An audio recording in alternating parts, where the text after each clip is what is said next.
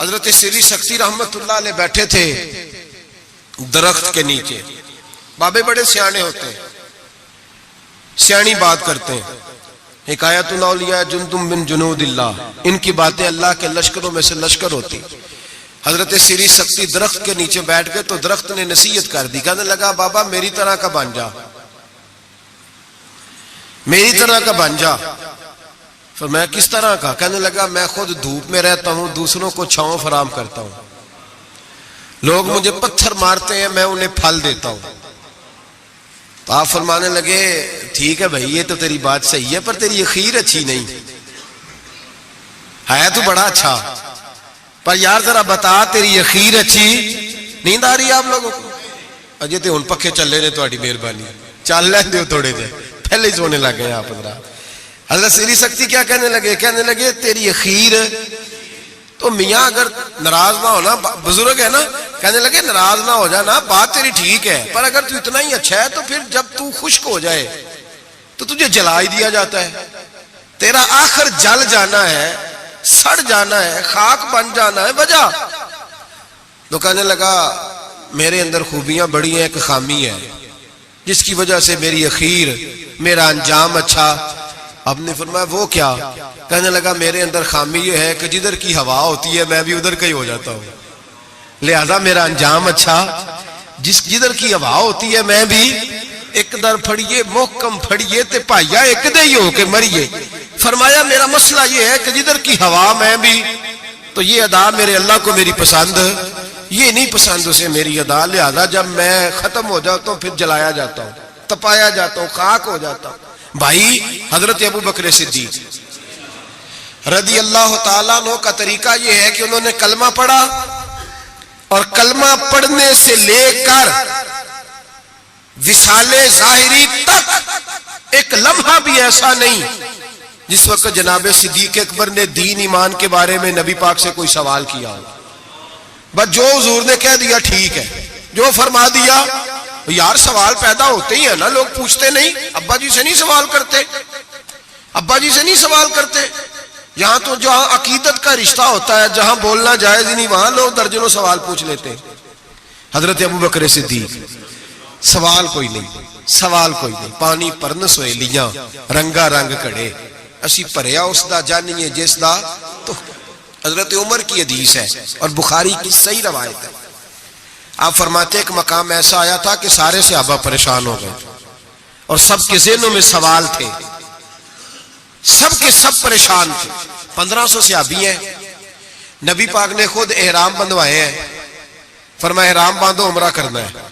میقات مدینہ سے احرام بندھ گئے, صحابہ نے تیاری کر لی, لبیک پڑھتے ہوئے حدیبیہ کے مقام پہ پہنچ گئے. قریش مکہ نے روک لیا, 1 2 4 بندے نہیں 1500. احرام کس نے بندھوایا؟ کس لیے باندھا ہے؟ بولے نا, عمرہ کرنے کے لیے. حدیبیہ کے مقام پہ جب پہنچے تو نبی پاک صلی اللہ تعالی علیہ وسلم کے پاس عروہ بن مسعود ثقفی قریش مکہ کا سفیر آ گیا. اس نے کہا جی اس سال آپ عمرہ نہیں کر سکتے, آپ تو لڑائی کرنے آئے ہیں. حضور نے فرمایا نہیں عمرہ کرنے ہیں, دیکھا نہیں احرام باندھے ہوئے. اس نے کہا 1500 بندہ ہے, اور ہیں بھی سارے دلیر, اور ہیں بھی کٹ مرنے کو تیار. اگر کسی ایک نے بھی نعرہ لگا دیا تو ہمیں تو بھگا دو گے تم سارے, ہم نہیں عمرہ کرنے دیتے. باتیں بڑھ گئیں, اختلاف ہوا, ادھر ادھر سے معاملات طے ہوئے, صلح, شرطوں پر صلح ہونے لگی. اور شرطیں بھی ظاہراً ایسی تھیں کہ جو لگ رہا تھا کہ مسلمان دب کے صلح کر رہے ہیں, لگ رہا تھا. شرطیں لکھی گئیں, طے ہو گئیں. انہوں نے کہا جی ٹھیک ہے اس سال آپ واپس چلے جائیں, اگلے سال عمرہ کرنے آئیں.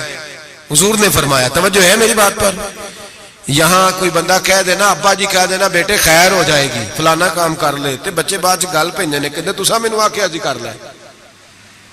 پیر صاحب تو خیر ویسے ہی گئے نا کام سے سرے سے, کہتے نے کہا پیر ہے, یہ کرامت ہی کوئی نہیں.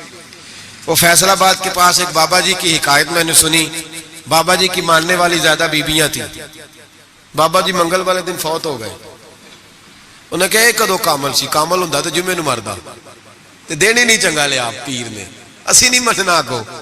تو اللہ والوں کی بات بڑی نرالی ہوتی ہے. بابا جی اٹھ کے بیٹھ گئے, کہنے لگے چلو یہ کیڑی گل ہے, جمعے نوں مر جا گیا. تو یہاں تو لوگ منٹ منٹ پہ ناراض ہو جاتے ہیں نا، منٹ منٹ پہ لوگ ناراض ہو جاتے ہیں۔ ایک تو فوری طور پہ اب دیکھیں نا، حضور نے احرام بندھوائے، عمرہ کرنے کو کہا، اب جب صلح طے ہو گئی تو حضور نے فرمایا چلو بھی ٹینٹ کرا دو، سارے کپڑے بدل لو، واپس جانا ہے۔ اب صحابہ کے ذہنوں میں سوال ہے کہ آپ نے کہا تھا چلو عمرہ کرنا ہے، اب حضور فرما رہے ہیں واپس جانا ہے، طواف کرنا، نہ طواف ہوا نہ صحیح ہوئی، ہمیں تو طواف کے لیے لایا، چلو واپس۔ 1500 آدمی بیٹھا ہے، جناب عمر کہتے ہیں جو سب سے پہلے اٹھے وہ ابو بکر صدیق تھے، جو سب سے پہلے اٹھے وہ ابو بکر، کوئی شک نہیں ذہن میں، کوئی بات نہیں، ٹینٹ کرائی، کپڑے بدلے۔ فرماتے ہیں پھر دھیرے دھیرے لوگ نا بوجھل قدموں سے اٹھے، کہتے ہیں باقی تو ذرا ٹھنڈے تھے، بول نہ سکے، میں ذرا تیز مزاج تھا، مجھ سے غصہ سنبھالا نہ گیا، میں حضور کے خیمے میں، ترکی کپڑے کا خیمہ نبی پاک نے لگایا ہوا تھا۔ جاگ رہے ہیں آپ لوگ؟ بڑی خاص بات ہے، خاص توجہ سے سننا۔ ایمان اس طرح مضبوط رہتا ہے، عقیدہ یوں بچتا ہے، ذرا ذرا سی بات پہ ذرا ذرا اس کا، آج میں نے فلانے اسکالر کو سن لیا ہے تو سود کے بارے میں بتاؤ، آج فلاں جناب میں نے بندہ سن لیا ہے، نہ آگے کا پتہ نہ پیچھے کا پتہ۔ جس آدمی کو لفظ سیدھے نہیں پڑھنے آتے وہ حدیثیں بیان کر رہا ہے ٹی وی پہ بیٹھ کے، آج میں فلانے دی گل سن لئیے، ہن انشورنس دی گل دل چھڑو، ایسے ہی 1 منٹ لگاتے ہو بگڑنے کے لیے۔ ہم سے پوچھو آندھی بھی آ جائے تو اللہ ایمان کی مضبوطی عطا کرتا ہے، یہ کیسے ہو سکتا ہے؟ کبھی حاشیہ خیال